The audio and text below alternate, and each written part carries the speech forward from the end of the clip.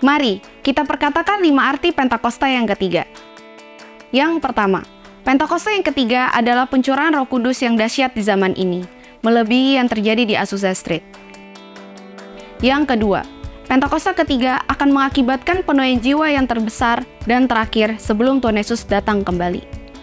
Yang ketiga, Pentakosta ketiga akan membangkitkan generasi Yeremia, yaitu anak-anak muda yang dipenuhi Roh Kudus, cinta mati-matian terhadap Tuhan Yesus, tidak kompromi terhadap dosa, dan akan bergerak untuk memenangkan jiwa.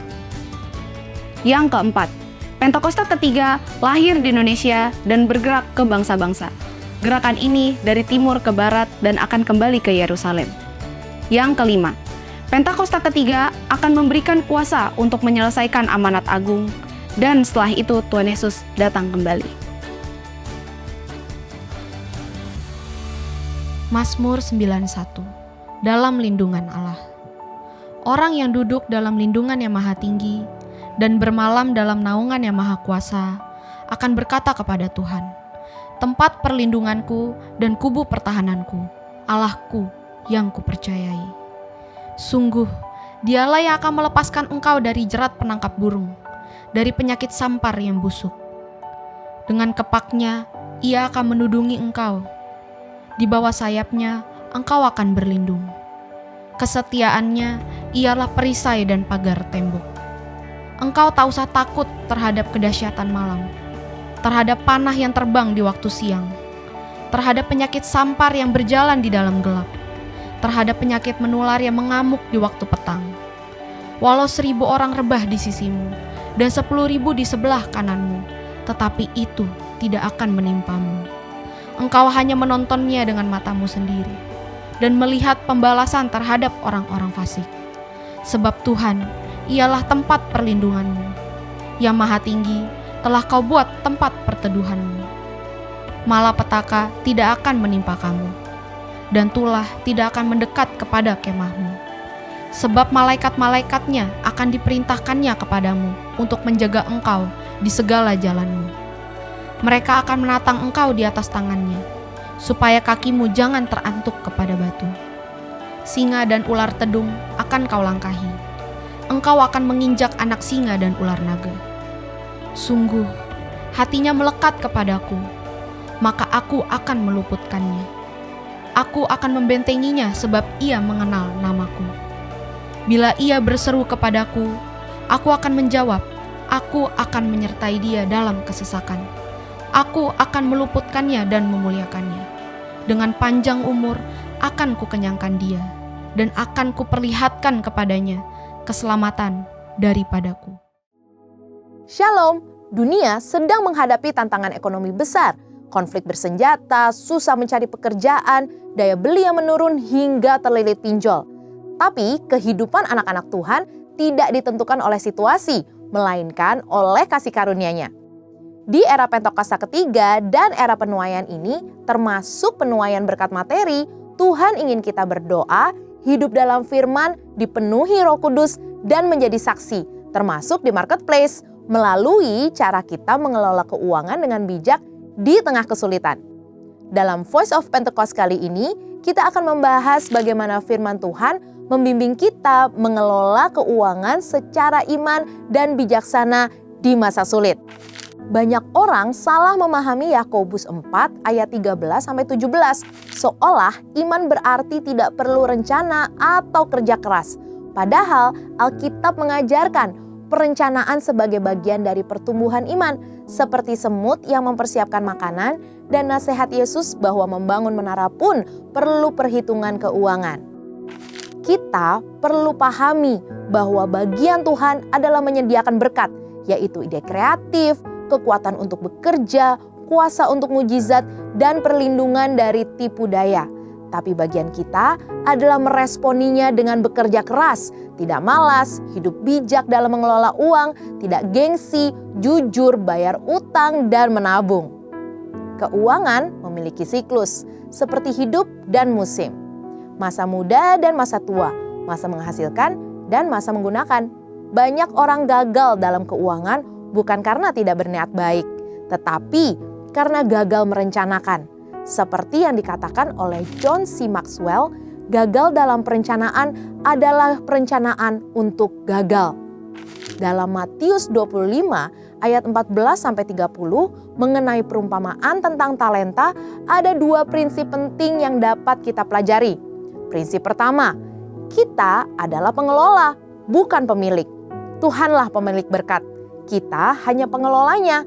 Tugas kita adalah setia dan bijak dalam mengelola segala hal yang Tuhan titipkan. Uang, waktu, bakat, koneksi, dan kesempatan. Howard Dayton berkata, hal kecil memang kecil, tapi kesetiaan dalam hal kecil adalah hal besar. Menurut Holman Apologetic Study Bible, satu talenta setara dengan 6.000 denari.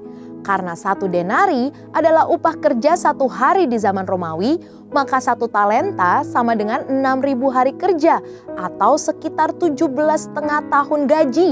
Artinya, satu talenta sebetulnya bukanlah jumlah yang kecil dan tentunya kita dituntut setia sesuai kapasitas masing-masing. Maka, jangan abaikan apapun yang Tuhan titipkan. Gunakan itu untuk memperluas kerajaan Allah dan jadi saluran berkat. Prinsip kedua, jadilah saluran berkat. Berkat bukan hanya untuk diri kita sendiri, tapi juga untuk misi Tuhan, persepuluhan, buah sulung, dan pemberian kita mendukung gereja, pelayanan, dan misi adalah bentuk kasih dan penghormatan kita kepada Tuhan. Jika tidak dikelola dengan baik atau bahkan kita kubur, Tuhan tentu akan mengambil kepercayaan itu dan memberikannya kepada orang lain yang setia dan mau mengusahakannya bagi perluasan kerajaannya. Menjadi saluran berkat juga berarti memenuhi kebutuhan keluarga, pendidikan anak, masa pensiun, ataupun asuransi. Firman Tuhan di 1 Timotius 5 ayat 8 mengatakan bahwa orang yang tidak memelihara keluarganya lebih buruk dari orang yang tidak beriman. Menabung juga menjadi salah satu bentuk pengelolaan yang bijak, di mana kita menunda kebutuhan hari ini demi masa depan. Prinsip tersebut juga dilakukan oleh Yusuf saat di Mesir. Tapi tentu, menabung tidak bisa asal-asalan. Kita perlu menempatkannya di tempat yang terpercaya dan bijaksana. Kalau menabung dianggap tidak beriman, maka kisah Yusuf pun seharusnya tidak ada di dalam Alkitab. Jadi, kita perlu untuk selalu ingat bahwa Tuhanlah yang menyediakan dan kita yang mengelola. Perencanaan dan pengelolaan keuangan bukanlah lawan dari iman, melainkan tindakan iman itu sendiri. Sebagai murid Kristus, marilah kita setia dan bertanggung jawab mengelola berkat-berkat yang Tuhan percayakan, agar hidup kita berdampak dan memuliakannya. Saudara, untuk penjelasan lebih lengkap dari tim teologi kami, silakan buka link yang ada di atas atau scan QR Code yang tersedia. Tuhan Yesus memberkati. Tiada nama lain selain nama Yesus yang kami tinggikan hari ini. Nama di atas segala nama, yang menyembuhkan kami, yang memulihkan kami, membebaskan kami. Itu Engkau ya Aba. Untuk itu Tuhan, biar hari ini selain kami membawa beban-beban kami, membawa masalah kami hari ini ke rumah Tuhan, biar kami juga membawa itu semua menjadi korban syukur, menjadi korban bakaran kami di atas mezbah-Mu Tuhan.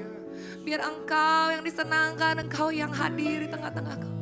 Pulihkan kami ya Yesus, segarkan kami Tuhan, bangunkan kami yang tertidur Tuhan. Biar Roh-Mu bertahta di atas puji-pujian anak-anak-Mu di rumah-Mu. Terima kasih Yesus. Kami siap memuji, memuliakan nama-Mu. Sebab Engkau Allah yang layak ditinggikan. Kemenangan kami sudah ada di dalam tangan-Mu Yesus. Haleluya, mari saudara yang siap beribadah hari ini katakan amin. Haleluya. Shalom Bapak Ibu Saudara, boleh saya lihat tangan-tangannya hari Minggu ini merdeka, amin. Haleluya, mari saya undang kita semua bangkit berdiri, berikan shalom-Mu ke sebelah kanan kiri, katakan Tuhan memberkati-Mu, bersukacitalah. Sebab Allah kita layak, terima segala sembah dan pujian kita.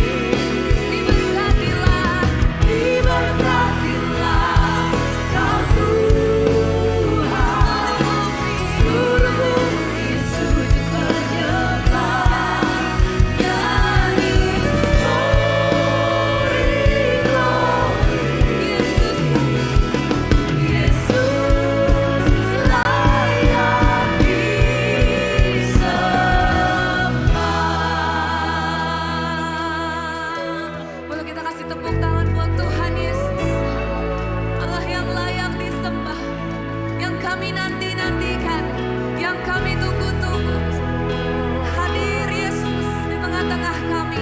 Lebih lagi Tuhan. Mari saudara, katakan datanglah segera. Datanglah segera Yesus. Semua yang bernafas sujud menyembah. Datanglah segera Yesus. Kami umat-Mu sujud menyembah.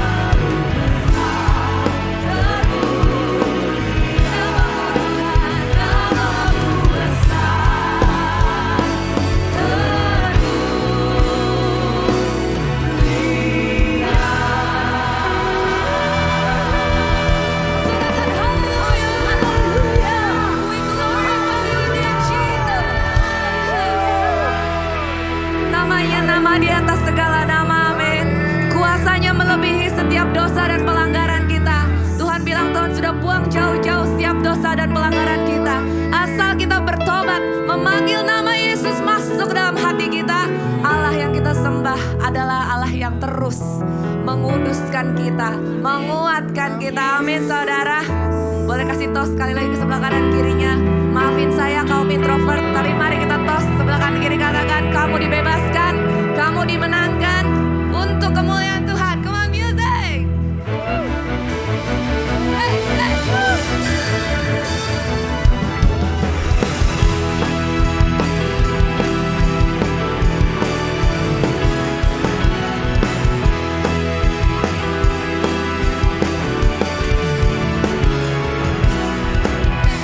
Berkuasa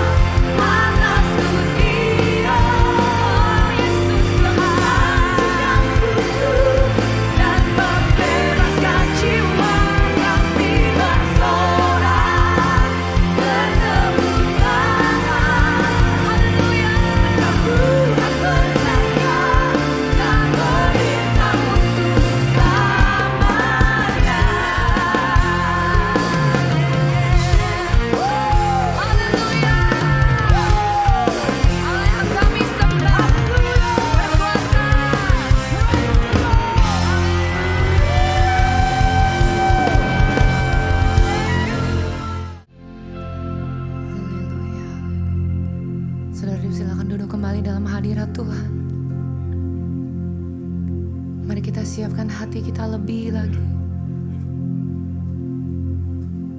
Biar dia tetap tinggal dalam setiap hidup kita. Setiap aspek kehidupan kita, kami sungguh mau mengundang Engkau, Roh Kudus. Hadir di hidup kami, Bapa. Supaya kami terus mengandalkan Engkau, Yesus, hari-hari ini.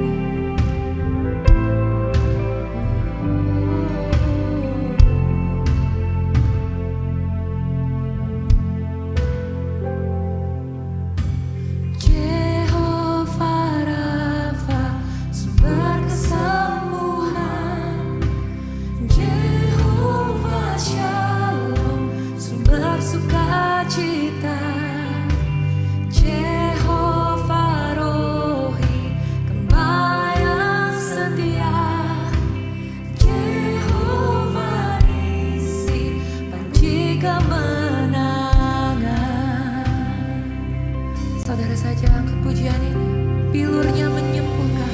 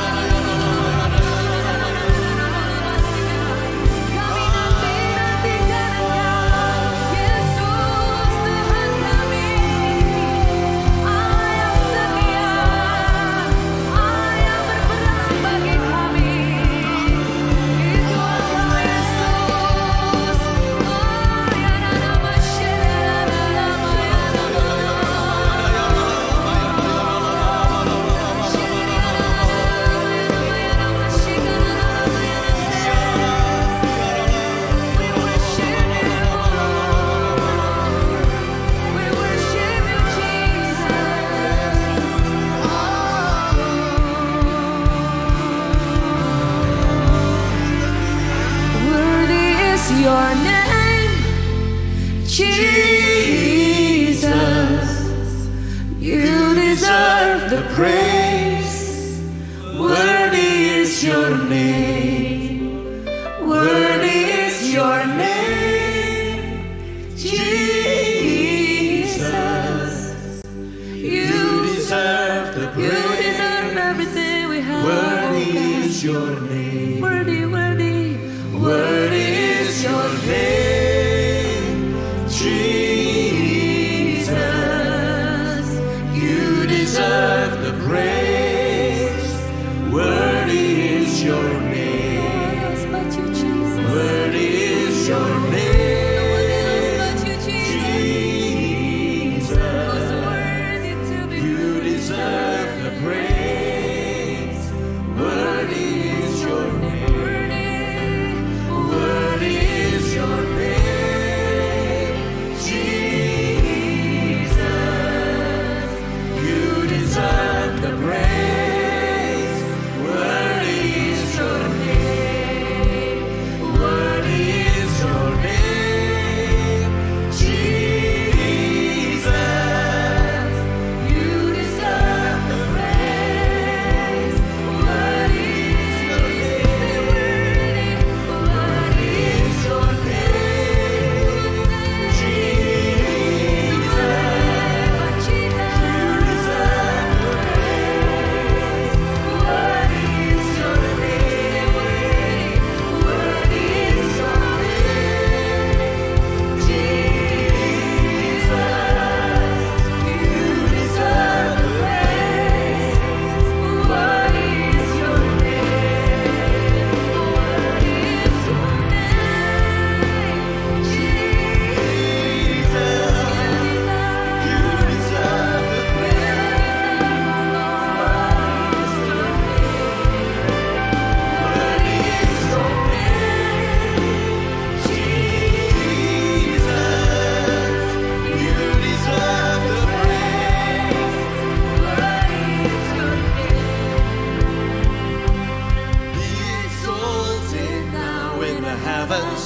as your glory fills this place.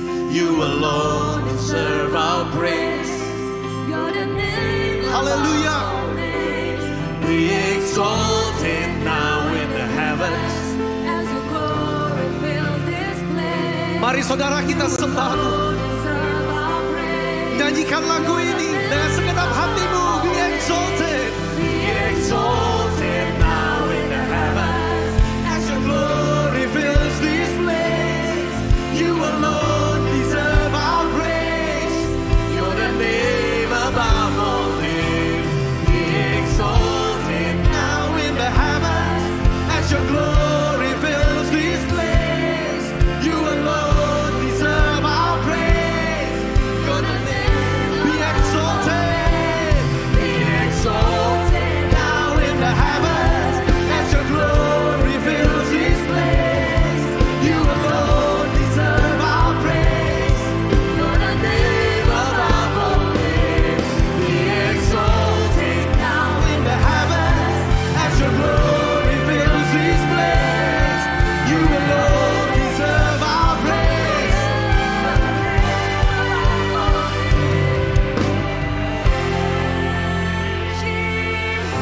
Jesus, you deserve the Praise. worthy is your name. Worthy Is your name, Jesus, you deserve the praise. worthy is your name. Oh,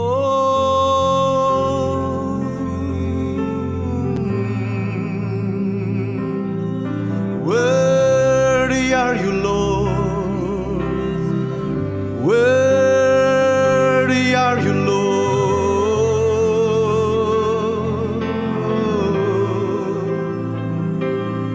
Sebab namamu layak ditinggikan Tuhan. Sebab namamu layak dimuliakan.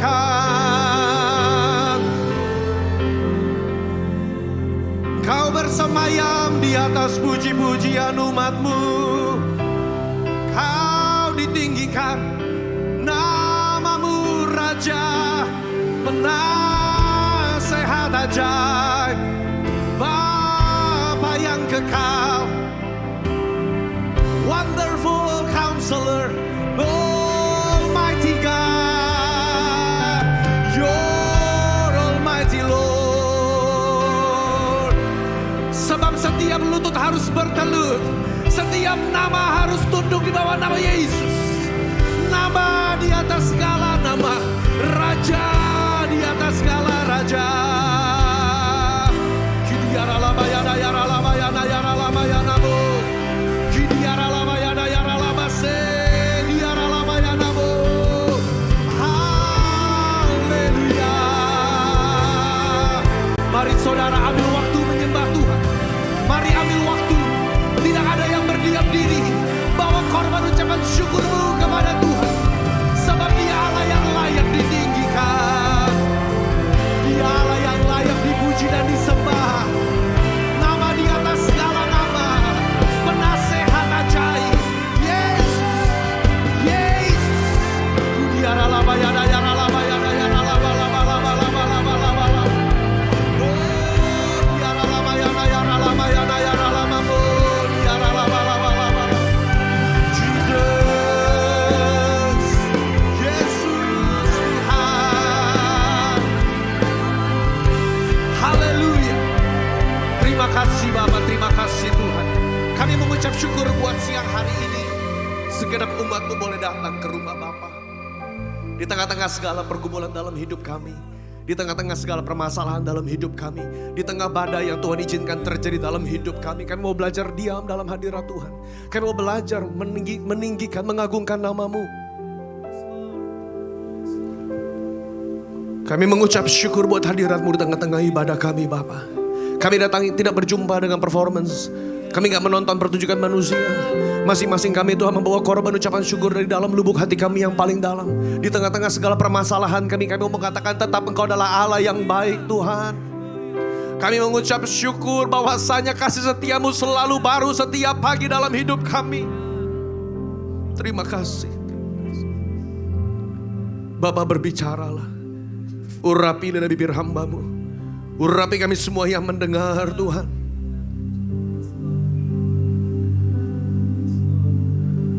Haleluya, haleluya. Terima kasih Bapak, terima kasih. Kami siap masuk dalam firman Tuhan. Dalam nama Tuhan Yesus, kami berdoa dan kami mengucap syukur. Mari saudara sama-sama kita katakan, amin, haleluya. Silakan duduk saudara sekalian.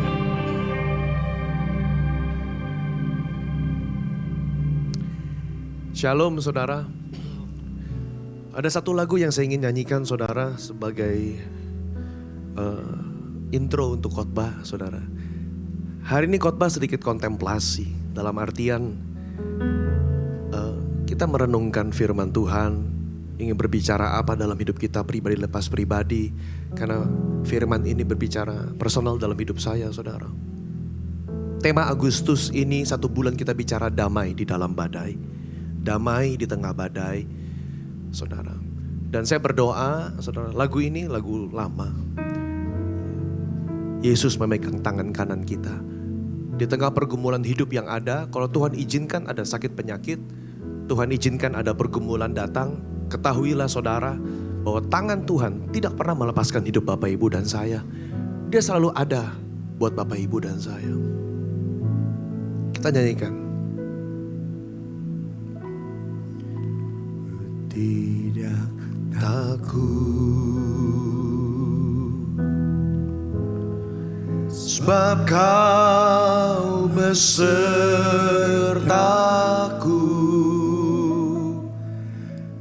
Ku tidak bimbang, sebab Engkau Allahku. Engkau meneguhkanku, bahkan menolongku. Ku batu batu karangku. Yesus Tuhan, Yesus, Yesus memegangku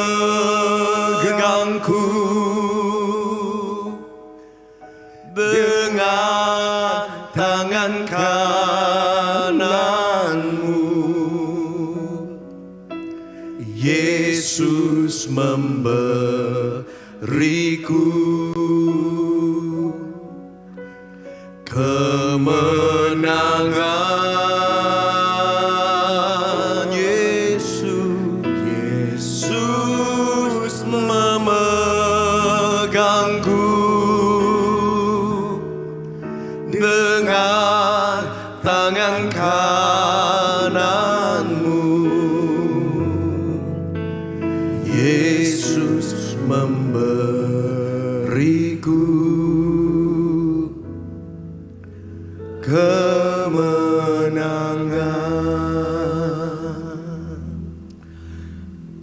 Saudara, kemarin malam satu harian saudara, kita ada acara di GBI Basilea Christ Cathedral, acara sinode. Saudara, tim kita anak-anak muda, saudara, lomba band satu sinode, menang juara 3. Dan lomba bikin lagu kita menang juara 1. Saudara, anak-anak youth kita, band anak-anak youth kita DNA Zil. Saudara, kita patut mengucap syukur. Bahkan sampai ada satu komen dari juri, ada produser musik mau memproduserin anak-anak youth kita untuk lagu yang menang itu, saudara. Di tengah-tengah berita sukacita itu, saudara, datang berita yang mengejutkan hati saya. Sore hari ini, pengerja kita di jam 10.30 meninggal dunia. Saudara, namanya Ci Versilia, Ci Lia. Mungkin saudara nggak terlalu kenal, karena dia lama pelayanan di RCC. Saudara, di Lipo Mall Puri. Dia baru pindah ke sini 10.30 sama suaminya Ko Erman. Saya kenal lama, saudara. Anak-anaknya Gema sama Joen ada di DNA. Gema kuliah ke KL, lagi apply kerja di sana, saudara. Begitu cepat, saudara. Belum ada definitif sakit apa. Baru sekitar 3 minggu di rumah sakit. Kemarin malam berpulang. Saya baru chatting sama beliau minggu lalu. Baru kunjungin ke rumah sakit. Kalau saudara sering datang interjen doa Selasa, maka mungkin hampir sebagian besar makanan doa Selasa itu dia yang masak. Saudara, dia yang masak. Saya kehilangan betul, saudara. Cilia itu umur 50 tahun. Masih muda, saudara. Jadi waktu saya merenungkan tema khotbah kita bulan ini, diam di tengah badai. Saya gak tahu badai apa yang saudara sedang alami hari-hari ini. Mungkin sakit penyakit, kelemahan fisik, masalah dalam rumah tangga, ekonomi saudara.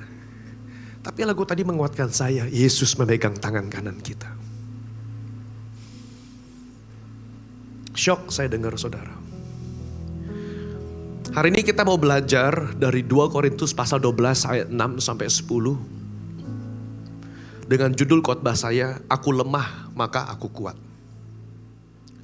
Tetapi aku menahan diriku supaya jangan ada orang yang menghitungkan kepadaku lebih daripada yang mereka lihat padaku atau yang mereka dengar daripadaku. Dan supaya aku jangan meninggikan diri karena penyataan-penyataan yang luar biasa itu. Maka aku diberi suatu duri di dalam dagingku. Yaitu seorang utusan iblis untuk menggocoh aku supaya aku jangan meninggikan diri. Tentang hal itu aku sudah 3 kali berseru kepada Tuhan. Supaya utusan iblis itu mundur daripadaku. Tetapi jawab Tuhan kepadaku, cukuplah kasih karuniaku bagimu. Sebab justru dalam kelemahanlah kuasaku menjadi sempurna. Sebab itu terlebih suka aku bermegah atas kelemahanku. Supaya kuasa Kristus turun menaungi aku. Karena itu aku senang dan rela di dalam kelemahan, di dalam siksaan, di dalam kesukaran, di dalam penganiayaan dan kesesakan oleh karena Kristus. Sebab jika aku lemah, maka aku kuat. Kalimat terakhir adalah judul khotbah kita hari ini. Sebab jika aku lemah, maka aku kuat, saudara. Saudara, gak banyak orang mau bermegah dalam kelemahan. Tapi Paulus berkata, aku diberikan satu duri dalam dagingku. Kenapa? Tadi kalau saudara lihat ayat yang 6 yang pertama, dikatakan aku menahan diriku. Supaya orang lain melihat aku tuh tidak lebih daripada apa yang mereka lihat dan apa yang mereka dengar. Bapak Ibu, susah loh untuk menahan diri, enggak meninggikan diri sendiri. Susah. Kadang-kadang kita meninggikan diri, kita membesar-besarkan pencapaian kita. Kenapa? Karena kita pengen terlihat besar di mata orang. Ya gak sih? Makin kecil gambar diri kita, makin rendah gambar diri kita, makin kita ingin membesar-besarkan hidup kita. Tapi orang yang sudah content, orang yang merasa puas dengan dirinya, orang yang merasa selesai dengan dirinya, dia gak perlu membesar-besarkan diri. Kata Paulus, aku menahan diriku supaya orang memperhitungkan aku cukup dari apa yang mereka lihat dan mereka dengar. Kenapa? Karena kalau Bapak Ibu baca ayat 1 sampai ayat 5, itu Paulus sedang berbicara tentang dirinya sendiri. Aku dapat penglihatan, dibawa ke langit ketiga dalam kitab Kisah Para Rasul. Aku dapat pewahyuan luar biasa. Saudara, begitu dia bertobat, dia ceritakan dia ke tanah Arab dan ke Damsyik. Dia dapat revelations. Saya gak tahu dia ngalamin apa, mungkin rohnya dibawa ke surga. Mungkin dia berjumpa dengan Tuhan secara muka dengan muka. Saya gak tahu apa yang dia alami. Tapi dia berkata dia diberikan penyataan yang luar biasa. Great revelations. But I have to suppress myself. Aku mesti menahan diriku. Aku gak mau sombong. Karena itulah aku diberikan duri dalam daging. Ayat ke-7 mengatakan supaya aku jangan meninggikan diri. Maka aku diberi suatu duri dalam daging. Saudara perhatikan ayat ini. Kalau kita bertanya kenapa Tuhan izinkan sakit penyakit datang. Karena duri dalam daging dalam konteks Paulus. Kemungkinan besar. Saudara, penyakit.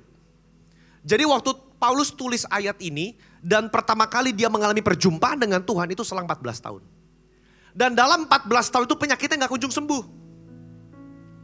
Ada orang berkata dia mungkin matanya lemah, jalannya rada bongkok, suaranya kalau khotbah gak menggelegar. Makanya ada surat tertulis, kata orang Paulus hanya kuat di surat. Kalau ngomong di dalam surat tajam, keras, menemplak, tapi kalau ketemu secara fisik biasa aja tuh. Cuman jago nulis, kalau ngomong gak kuat. Kenapa? Bayangkan saudara, bertahun-tahun dipukulin, disesah. Saudara masuk ke penjara, kita gak tahu apa yang terjadi di penjara. Kapal karam, kedinginan, kelaparan, ngapung semalam-malaman di atas laut, kegigit ular. Saudara baca kisah Paulus, ngeri saudara. Udah dilemparin batu, bangkit lagi, khotbah lagi saudara. Jadi kemungkinan besar orang berkata di tulang punggungnya sarafnya udah pada hancur karena dipukulin saudara. Dipukulin. Jadi dia matanya rada kabur, saudara jalannya rada bongkok, orangnya kurus, saudara rada bongkok begitu. Jadi orang kalau ketemu, ini nih Rasul, ini Rasul. Biasa aja. Kelemahan fisik Tuhan izinkan. Kenapa? Supaya aku jangan meninggikan diri. Saudara makin kita belajar teologi, makin kita rohani, kita mesti bisa menerima apa yang tidak bisa kita terima. Kadang-kadang saudara kita berharap kita maunya Tuhan ngikutin semua maunya kita. Tapi dalam posisi ini Paulus bisa menerima. Aku diberikan duri dalam daging supaya aku jangan sombong. Saudara kadang-kadang kita perlu digituin sama Tuhan karena kita sombong. Bapak Ibu dan saya, natur manusia kita emang sombong. Kita suka meninggikan diri, kita suka menyombongkan, kita berpikir semua yang kita punya adalah karena kita. Padahal kita lupa itu pun anugerah titipan Tuhan semata. Saudara. Coba saudara Paulus diberikan karunia untuk menyembuhkan. Khotbah kemana-mana saudara KKR tapi dirinya sendiri sakit. Kan kita bertanya-tanya ya Tuhan saya kemana-mana khotbah sembuhin orang KKR besar bertobat kok saya kok. Ada utusan iblis yang Tuhan izinkan terjadi. Bapak Ibu saya menemukan sebuah paralel di dalam perjanjian lama dalam Ulangan pasal 8 ayat 2 sampai 3. Ketika bangsa Israel muter-muter 40 tahun di padang gurun. Musa menjelaskan, kamu tahu gak sih kenapa kamu muter-muter 40 tahun?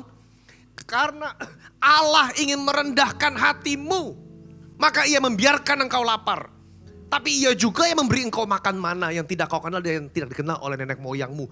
Perhatikan, untuk membuat engkau mengerti tuh. Bahwa manusia tidak hidup hanya dari roti saja, tapi dari segala firman yang diucapkan oleh Tuhan. Jadi saudara, kalau kita diizinkan masuk padang gurun, kena sakit penyakit, kita kena pergumulan dalam ekonomi, dalam keluarga. Karena Tuhan ingin merendahkan hati kita. Karena kita sombong. Saya sombong. Kalau kita diizinkan kelaparan, tapi toh Tuhan juga yang kasih makan. Kan lucu ya, Tuhan izinkan kita kelaparan, tapi Tuhan kasih mana. Kenapa begitu loh? Karena Tuhan mau ngajarin. Dikatakan untuk membuat kamu mengerti. Karena manusia susah, saudara, sukar disuruh mengerti. Bahwa manusia hidup bukan hanya dari materi. Jadi saudara,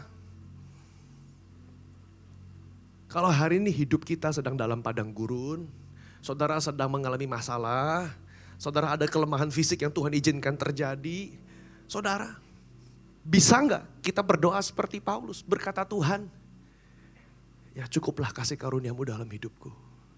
Cukuplah kasih karuniamu dalam hidupku. Coba saudara, lompat multimedia slide yang ke-9. Kenapa ada duri dalam daging? Kenapa Tuhan izinkan ada duri dalam daging? Saya kadang-kadang bilang sama teman-teman saya yang ekstrim word of faith. Saudara, ada teologi zaman dulu terkenal word of faith. Nah ini ekstrimnya. Ekstrim teologi word of faith itu saudara mengatakan bahwa kalau Allah adalah Jehovah Rafa yang menyembuhkan, maka tidak mungkin Allah mengizinkan sakit penyakit datang. Gak mungkin satu sumber keluar satu berkat satu kutuk. Saya bilang kebalik, saya bilang salah. Tuhan gak pernah kasih penyakit, tapi Tuhan izinkan itu terjadi. Ayub siapa yang cobain? Iblis. Tapi siapa yang kasih izin? Tuhan. Iblis ngomong sama Ayub, sama Tuhan. Allah, terang aja Ayub menyembah engkau. Engkau pagari dia dengan pagar perlindunganmu. Engkau kasih berkat, semua hebat. Coba kalau Tuhan cabut, izinkan aku mencobai Ayub, pasti dia akan mengutuki engkau. Kata Tuhan, oke, tapi jangan cabut nyawanya. Itu kita punya pemahaman, satu pemahaman teologi kita mesti paham. Apapun yang terjadi dalam hidup, Allah itu tahu. Itu namanya Allah yang berdaulat, sovereign. Allah yang berdaulat artinya tidak ada kejadian apapun dalam hidup kita yang Tuhan tidak tahu.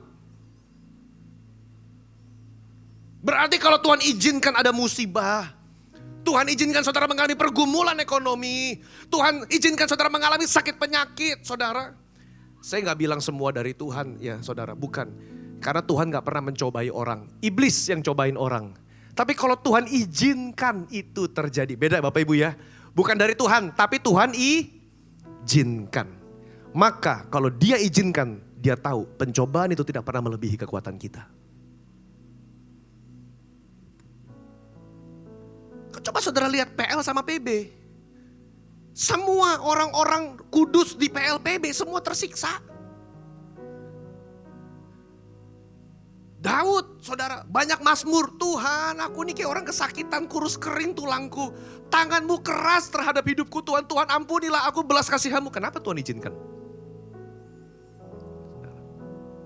Tuhan izinkan tangannya Miriam kena kusta ketika memberontak kepada kakaknya Musa.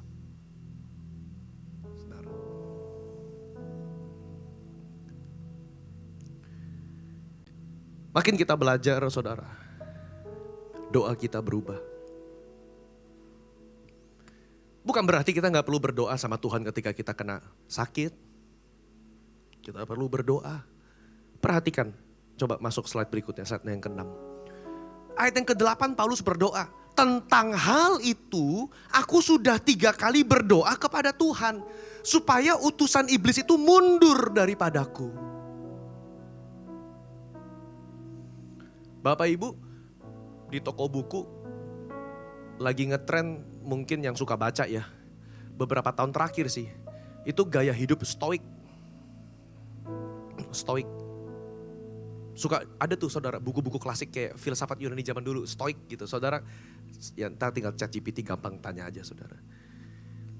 tanya Google gitu. Apa itu stoik? Stoik itu gaya hidup yang, next slide, yang pasrah nerimo gitu loh. Semua sudah digariskan, sudah ditakdirkan. Penderitaan pun sudah ditakdirkan, semua sudah digariskan. Tugas manusia hanya terima saja. Terima aja. Kamu gak bisa ngapa-ngapain. Semakin kamu terima, semakin bahagia hidupmu. Kesannya rohani saudara ya. Tapi itu bukan firman Tuhan. Itu filsafat. Paulus gak terima-terima aja tuh. Kalau mengikuti pemahaman stoik, harusnya tuh ya sudah Tuhan. Dikasih kesulitan ya sudah. Enggak. Paulus berkata, aku berdoa 3 kali supaya utusan itu mundur daripadaku. Itu penting Bapak Ibu. Kenapa? Karena doa 3 kalinya Paulus sama seperti doa 3 kalinya Tuhan Yesus. 3 kali Tuhan Yesus berdoa, Bapa, jikalau boleh, biarlah cawan ini.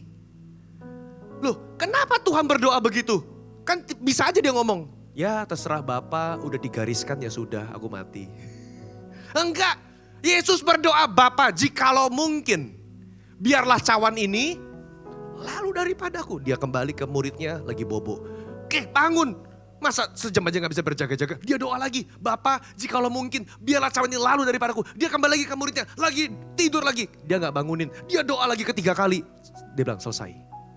Kenapa 3 kali saudara? Artinya begini. Respon orang percaya ketika menghadapi pergumulan. Saudara boleh berdoa. Pak, saya kalau kena penyakit saya boleh gak ya doa? Ya boleh banget Bu, jangan didiemin aja. Saya kalau kena pergumulan, kena masalah berat dalam hidup, saya boleh berdoa gak Pak ya? Ini apa jangan-jangan dari Tuhan? Kalau dari Tuhan saya berdoa nanti saya nyalain Tuhan. Enggak, Tuhan ngerti kita manusia punya batas. Tuhan ngerti kita manusia punya daging. Kita berdoa sama seperti Paulus, Tuhan kalau boleh biarlah utusan iblis ini mundur daripadaku. Tapi saudara mesti siap terima jawaban dari Tuhan. Ketika Paulus berdoa seperti ini, Tuhan gak cabut durinya. Next slide. Saudara, Allah menjawab sesuatu yang kadang-kadang kita bisa gak suka. Allah gak menghilangkan utusan iblis dari hidup Paulus, tapi dia berkata, cukuplah kasih karuniaku dalam kelemahanmu. Sebab justru dalam kelemahanlah kuasaku menjadi sempurna. Kan ini yang kita gak suka. Kita maunya sembuh. Kita maunya durinya hilang. Kita maunya semuanya kembali seperti sedia kala. Anak kita normal. Penyakit kita sembuh. Ekonomi kita pulih. Hidup kita berkelimpahan. Tapi kalau Tuhan berkata cukuplah kasih karuniaku dalam hidupmu. Kita mesti bisa terima saudara.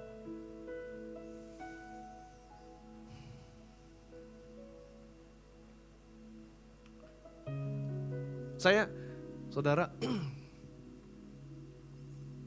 saya kehilangan sekali ketika Cilia meninggal kemarin malam. Kehilangan sekali, saudara. Karena berkali-kali dia chatting, Dio, saya siap bantu. Dari awal. Doa Selasa gak pernah dia miss. Saya siap dukung Dio. Saya Cici support, Dio mau apa. Saya ingat tahun lalu ketika Janet sakit. Sesak napas juga. Cilia 3 minggu di rumah sakit sesak napas saudara. Belum ketemu penyakitnya apa. Ya ada suspek dari dokter kira-kira ini, kira-kira itu. Tapi belum definitif gitu loh. Senin baru mau dioperasi buat dibiopsi tahu ini apa. Malam kemarin meninggal. Waktu Janet sakit di rumah sakit. Cilia tuh berkali-kali ke rumah nganterin makanan. Ini Cici bikinin ayam obat buat Janet. Ini Cici masakin ini buat kamu sama anak-anak. Saya bilang Ci gak usah. Kita bisa. Udah gak apa-apa sekalian aja. Rempeyek dia tuh paling enak loh saudara. Saya kasih ke pendeta-pendeta bilang ini rempeyek dari mana nih? Pengerja saya bikin. Saya bilang enak banget. Saya baru chatting sama dia minggu lalu. Ci kapan kembali ke Intergen? Makanan Cici kita udah kangen. Dia masih ngobrol. Saya ke rumah sakit sama dia saya ngobrol. Dia semangat banget minggu lalu saudara. Tapi umur gak ada yang tahu.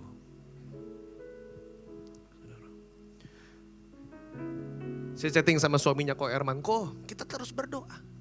Kesembuhan. Lagi semangat. Tapi saya sedang merenungkan ayat ini. Kalau Tuhan berkata cukuplah kasih karuniaku dalam kelemahanmu. Ketika Daud Dia berdosa sama Batsheba. Saudara, anak yang pertama Tuhan bilang mati. Oh, Daud puasa tiap hari, Tuhan. Anaknya gak salah, saya yang salah, Tuhan. Cabut nyawa saya. Tapi toh anaknya mati juga, saudara. Tapi Daud berdoa.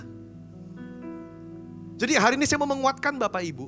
Kalau hari ini engkau divonis oleh dokter sakit yang gak bisa sembuh.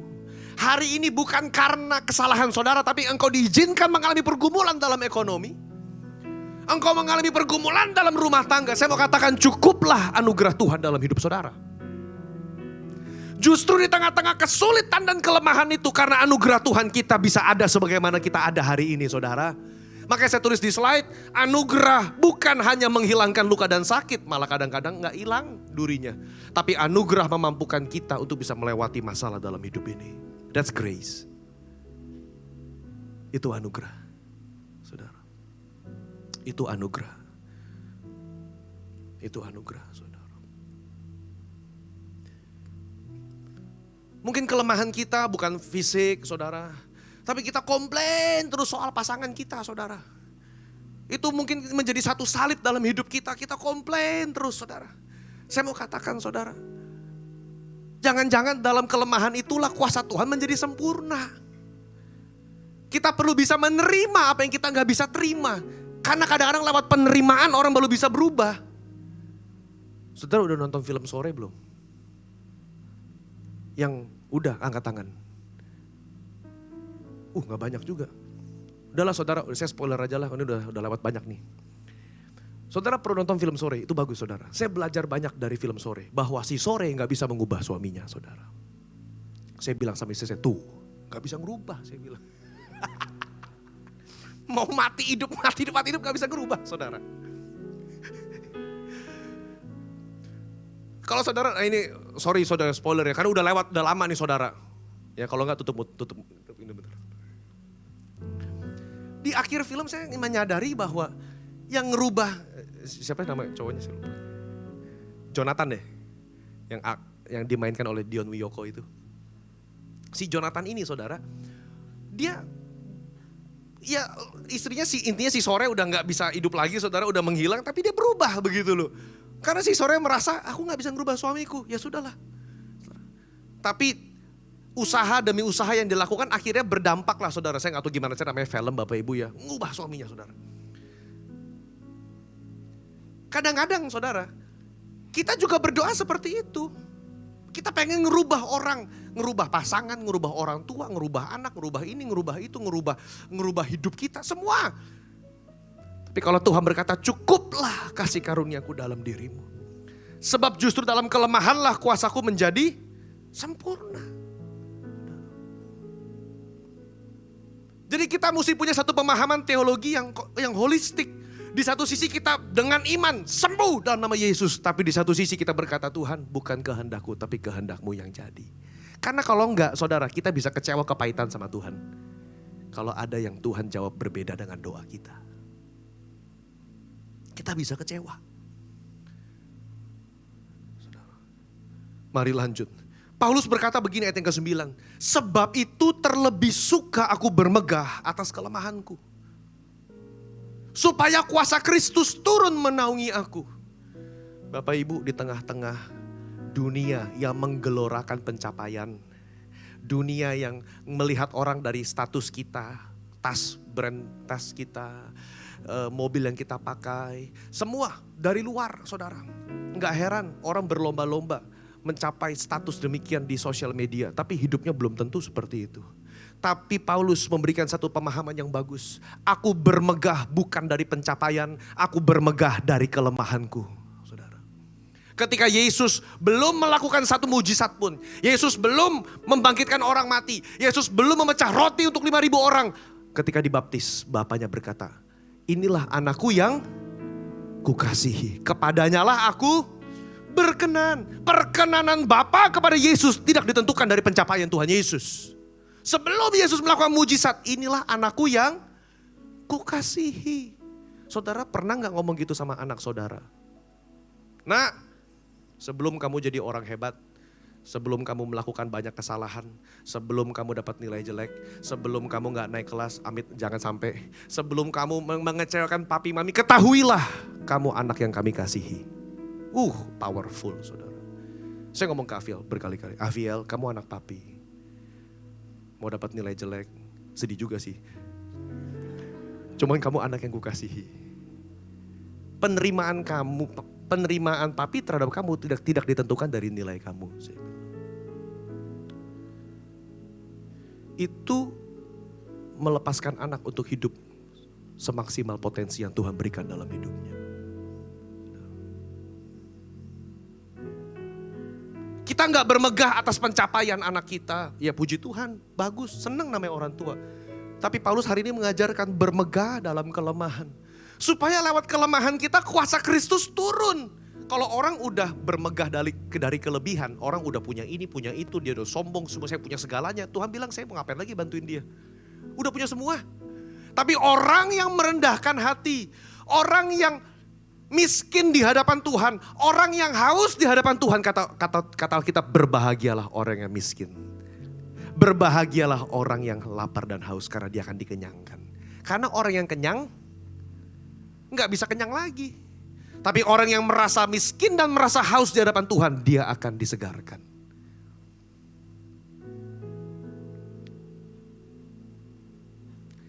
Saya mau kesaksian satu mengenai Cilia, saudara. Sekitar 2-3 minggu lalu, WL kita Novendi itu menikah. WL kita Novendi menikah di tempat ini. Novendi sama Grace.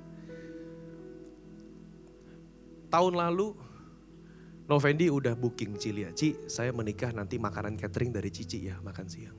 Ya. Saya nggak tahu saudara dia sakit. Karena waktu pemberkatan nikah di tempat ini, masih nganterin makanan. Jadi waktu saya jenguk dia di rumah sakit, Ci kan baru nganterin makanan 2 minggu lalu. Walaupun dia nggak keluar mobil, dia di mobil. Suaminya Ko Erman sama pembantunya yang nganterin.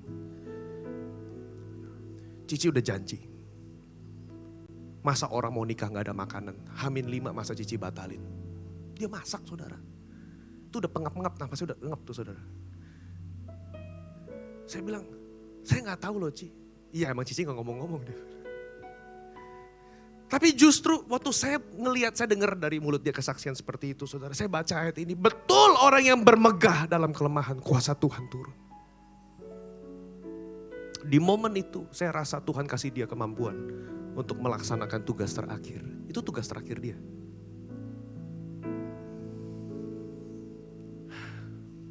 Orang yang bertanggung jawab atas apa yang dia katakan.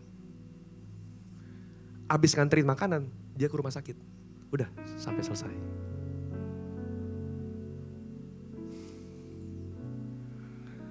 Saya mesti saksikan agar saudara tahu legacy apa yang Cilia hidupi.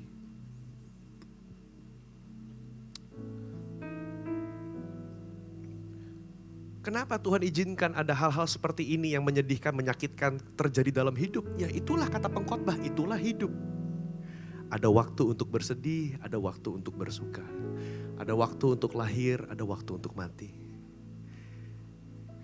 Karena itu Bapak Ibu, bukan soal berapa lama saudara dan saya hidup, tapi untuk apa kita hidup.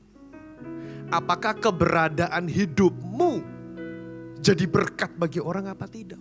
Sehingga saudara gak bisa berkata, Pak saya korban, saya ini, saya itu, keluarga saya lahir seperti ini, saya gak dikasih modal, segala macam kita bisa ngomong excuses. Tapi ujung-ujungnya saudara hidup ini saudara yang tentukan. Saudara bisa kasih banyak macam alasan, bisa. Untuk saudara gak sukses, gak mau kerja, saudara gak mau ini, gak bisa. Tapi pada akhirnya orang yang bermegah dalam kelemahan, saudara, kuasa Tuhan turun menaungi. Kita maksudnya apa sih Pak bermegah? Maksudnya begini, coba next slide. Bermegah itu bukan sesuatu yang kita lakukan kesalahan saudara. Ya, dosa yang berlangsung terus menerus. Jangan bermegah atas dosa seperti itu. Puji Tuhan khotbah Padio melegakan hati saya. Emang Pak saya emang orangnya males, itu kelemahan saya. Dan hari ini saya bermegah atas kemalasan saya. Itu perlu bertobat Pak. Salah dengar khotbah namanya. Puji Tuhan saya punya kelemahan. Ini itu. Dan saya bermegah. Bukan. Bermegah dalam kelemahan maksudnya apa saudara? Bermegah dalam disabilitas yang Tuhan izinkan terjadi dalam hidup saudara. Mungkin kita hidup beda sama keluarga lain. Ada kelemahan, ada disabilitas yang Tuhan izinkan terjadi. Kita gak seperti orang lain, tapi di situ kita bermegah.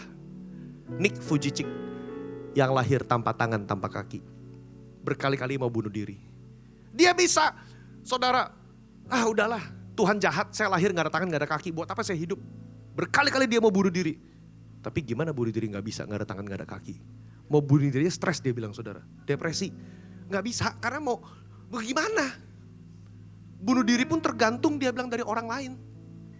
Saudara itu baca, ada autobiografi saudara bisa baca. Tapi dia ketemu Tuhan Yesus. Dia bertobat. Bayangkan gak punya tangan gak punya kaki keliling dunia menjadi motivator. Itu orang yang bermegah dalam kelemahan Tuhan. Kalau orang yang disabilitas seperti itu bisa dipakai Tuhan, apalagi Bapak Ibu dan saya. Apalagi Bapak Ibu dan saya.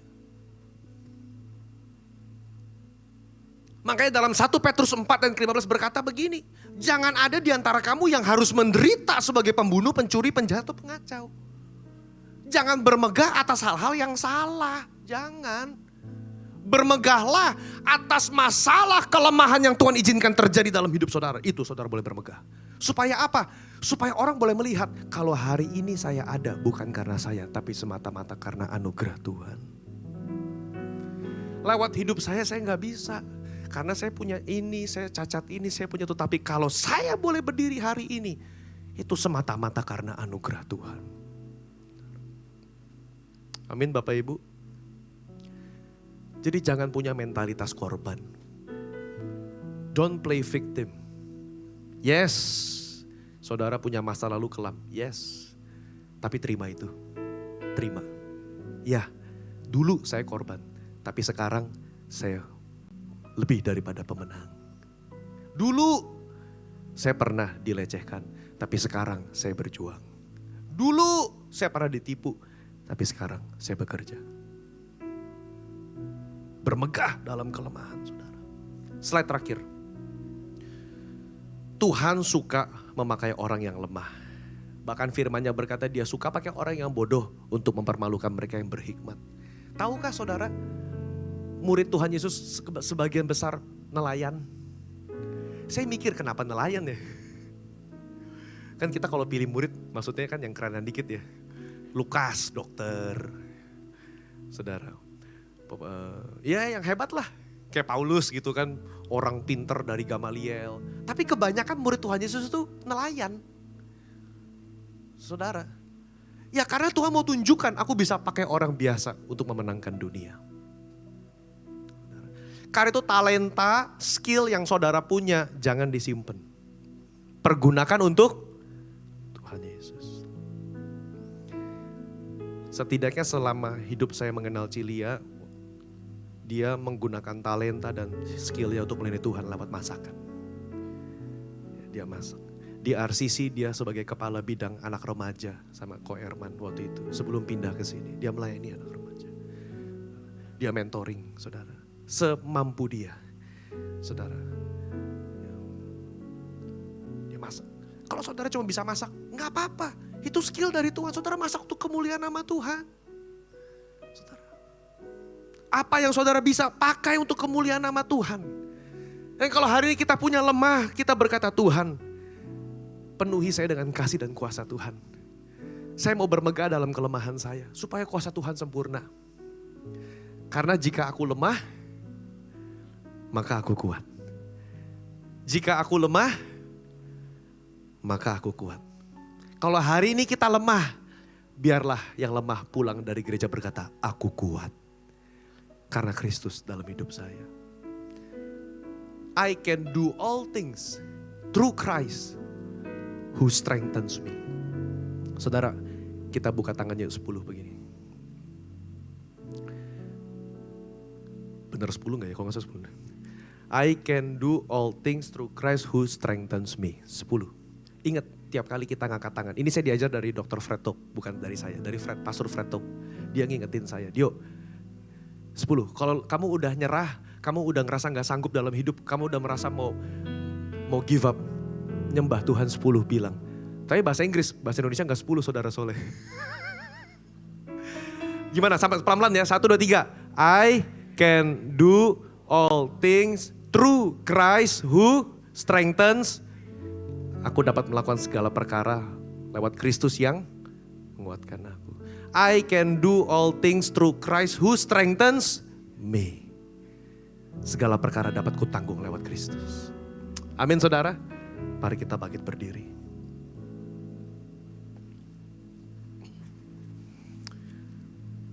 Boleh Bapak Ibu sejenak ibadah 10.30. 1 menit kita berdoa buat keluarga yang ditinggalkan. Ko Erman, dia ada 2 anak, Gema sama Joanne. Gema baru keterima kerja di Kuala Lumpur. Joanne masih sekolah, saudara. Dan Ko Erman Cili adalah pengerja 10.30. Kita ambil saat teduh sejenak, berdoakan keluarga yang ditinggalkan. Ya Tuhan, kematian orang yang kami kasihi sulit untuk kami terima. Berikan kekuatan bagi keluarga yang berduka. Bagi Ko Erman, untuk Gema sama Joanne, dengan seluruh keluarga besar, termasuk kami yang merasa kehilangan Tuhan.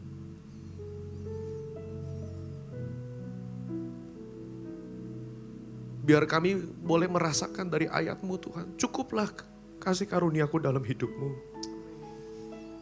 Cukuplah kasih karuniaku. Karena itu Bapa, biar anugerah-Mu termasuk bagi jemaat-Mu yang saat ini juga mungkin mengalami sesuatu yang hamba tidak tahu. Kami juga mau berdoa bagi mereka yang sedang sakit, yang sedang ada di rumah, ada pergumulan dalam hidup. Cukuplah kasih karunia Tuhan dalam hidup kami. Dan apa berdoa Tuhan, biar anugerah-Mu itu nyata. Kasih setia-Mu baru dalam hidup kami dari pagi kepada pagi. Terima kasih Tuhan. Mari kita nyanyikan ref ini sekali lagi. Sebab tangan-Mu Tuhan yang memegang tangan kami. Yesus memegangku dengan tangan kanan-Mu. Yesus memberiku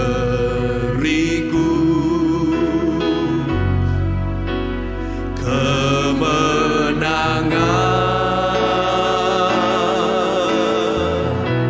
Yesus memegangku dengan tangan kanan-Mu. Yesus memberiku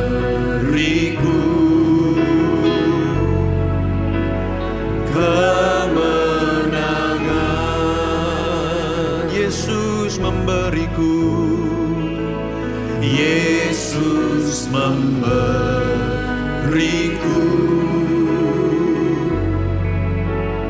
kemenangan.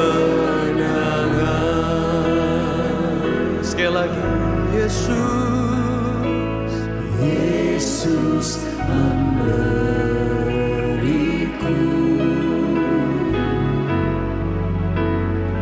kemenangan. Aba berdoa bagi setiap umat-Mu, kuatkan dan teguhkan setiap kami. Kami pulang dari tempat ini, perspektif kami berubah. Ketika kami lemah, bersama dengan Tuhan Yesus kami kuat. Kuatkan setiap lutut yang goyah Tuhan. Setiap keluarga yang mengalami pergumulan, kuatkan dan teguhkan hati setiap kami. Kami mampu melewati badai kehidupan karena Tuhan ada dalam perahu hidup kami. Sesulit apapun yang kami alami, Tuhan Yesus sanggup memulihkan. Di dalam nama Tuhan Yesus kami berdoa, kami terima firman ini. Sama-sama katakan, amin. Sebelum kita memberikan persembahan, mari sama-sama kita berdoa. Bapa, kami mengucap syukur untuk setiap berkat yang Tuhan sudah berikan dalam kehidupan kami. Sebentar kami ingin memberikan persembahan. Tuhan memberkati tangan-tangan yang memberi dan tangan-tangan yang akan mengelola untuk kemuliaan nama Tuhan. Di dalam nama Yesus kami berdoa. Amin.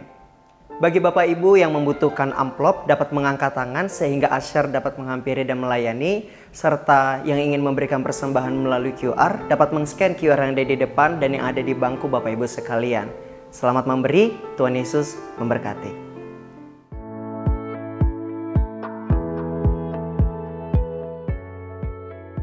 Dan berikut adalah pengumuman untuk Puri Intergen Church di minggu ini. Mari bersama-sama beribadah dan mengalami hadirat Tuhan dalam kesatuan generasi di Ibadah Intergen Prayer setiap Selasa jam 7 malam di ruangan Revival Gedung House of Blessing. Hai wanita-wanitanya Tuhan, mari datang dalam ibadah Women in Christ setiap Kamis jam 10 pagi di GBI Purindah Mall Basement G4 Zona Merah. Kami mengundang saudara yang berusia di atas 55 tahun untuk hadir dalam ibadah Kristal Ministry Puri Intergen Church, Rabu 27 Agustus 2025 pukul 10 pagi di Gedung House of Blessing, dan pesan Tuhan akan disampaikan oleh Pendeta Sukirno Taryadi. Pastikan saudara hadir dan diberkati dalam ibadah ini. DNA Kids Got Talent bekerja sama dengan DNA Music Academy. Kami mencari adik-adik dari kelas 4 sampai 6 SD yang bisa bernyanyi, bermain musik, dan menari untuk dapat mengikuti audisi ini. Caranya gampang. Pilih bakat terbaikmu, lalu rekam video penampilanmu dan kirim video sebelum 30 Agustus 2025 ke Kak Novi di 0817 9009 896. Yuk, tunjukkan talentamu dan raih kesempatan tampil keren. Shalom Jemaat GBI Purindah. Saya mengajak setiap kita untuk berkontribusi dalam mencerdaskan anak-anak sekolah TK dan SD Sahati di Dusun Pesaren, Pulau Bangka, saudara. Mereka sedang melakukan proyek perpustakaan, saudara, dan kita bisa mengambil bagian dalam berkontribusi membelikan 1 buah buku baru untuk setiap keluarga dari Jemaat GBI Purindah. Saudara bisa membelikan buku seperti ensiklopedia, saudara bisa membelikan buku mengenai karakter untuk anak-anak TK sampai anak-anak kelas 6 SD. 1 keluarga, 1 buah buku untuk mencerdaskan anak bangsa. Terima kasih untuk semua kontribusi saudara. Tuhan Yesus memberkati. Intergen Summit 2025 Former and Future Reign. Intergen Summit merupakan konferensi lintas generasi yang terbuka bagi semua jemaat dengan semua kalangan usia. Kita akan diberkati dengan pembicara-pembicara yang luar biasa dan juga akan ada vision casting, talk show bersama Dio Mike Podcast, diskusi lintas generasi, pujian dan penyembahan dalam roh, dan pesan Tuhan bagi semua generasi. Acara ini akan diadakan pada tanggal 18 Oktober 2025 di Gedung House of Blessing. Daftarkan dirimu segera dan pakai promo kemerdekaan yang akan berakhir hari ini. Yuk ajak teman dan keluarga. Mari sama-sama kita merasakan hujan lawatan Tuhan. Prophetic Night 2025 Indonesia Arise. Doa, pujian dan penyembahan untuk menangkap pesan Tuhan bagi kebangkitan generasi di Indonesia. Kamis 4 September 2025 jam setengah 8 malam di Skena Hall Emporium Pluit Mall 9F Jakarta Utara. Daftarkan diri saudara dalam kegerakan ini. Demikian pengumuman minggu ini. Bagi Bapak Ibu Saudara yang membutuhkan informasi lebih lanjut dapat menghubungi counter yang ada di depan. Dan jangan lupa follow sosial media kami untuk update lainnya. Happy Sunday and God bless you. Mari kita siapkan hati kita, angkat tanganmu di hadapan Tuhan dan siap pulang dengan berkat-Nya. Dalam nama Bapa, Putra, dan Roh Kudus, pulanglah dan bawalah segala berkat terbaik dari Allah Bapa, cinta kasih daripada Yesus Kristus, dan persekutuan yang manis dengan Roh Kudus menyertai, membimbing, menuntun kita mulai hari ini sampai Dia menjemput kita di awan-awan yang permai, bahkan sampai selama-lamanya. Mari segenap umat Tuhan yang telah diberkati dan siap jadi berkat. Sama-sama kita katakan, selamat hari Minggu Bapak Ibu, Tuhan Yesus memberkati.